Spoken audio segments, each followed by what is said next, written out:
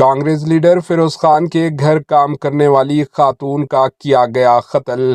تفصیلات کے مطابق شوہر نے شک کی بنا پر خاتون کا قتل کر دیا اور لاش کو عثمانیہ اسپتال پہنچا دیا۔ شہر حیدرآباد کے علاقے آصف نگر علاقے سے تعلق رکھنے والے محمد حسن نے شک کی بنا پر اپنی بیوی اسما بیگم پر چاقو سے حملہ کر کے قتل کر دیا، جس کے بعد اسما بیگم کی لاش کو عثمانیہ اسپتال لے گیا۔ اسپتال کے سیکیورٹی نے پولیس کو اس کی اطلاع دی، تاہم اس نے پولیس انکوائری کے دوران جرم قبول کر لیا۔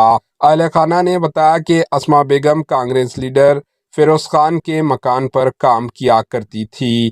Bureau report, AHN news.